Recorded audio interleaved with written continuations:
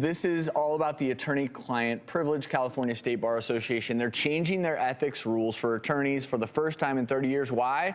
Some lawyers are not happy about a proposal that would open them up to discipline for having sex with their clients. Okay. You mean this wasn't in place before?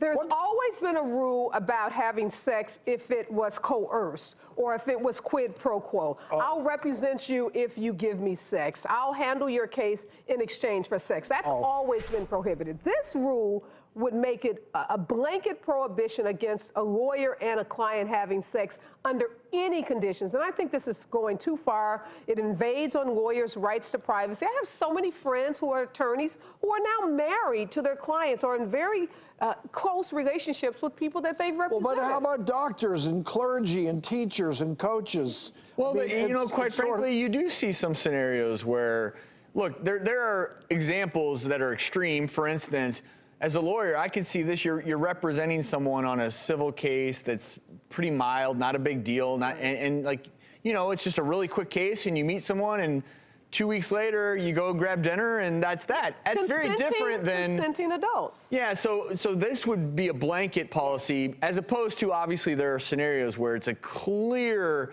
delineation. The lawyer is here, and the client probably looks up to them like they're some sort of god. And there's this power thing, and you don't want the lawyers using their position and their power to coerce the client. And you don't want... What would happen if this thing passed? Would you... Discipline. So the disbarment lawyer could be or just discipline? Disciplined. It could be anything from a reprimand from the bar to actually losing your license to practice law, which I think, again, is just too extreme and too hard. It's similar to what they say. So it's doctors, you can't have a relationship or have sexual consenting relationship between a doctor and a patient? Correct.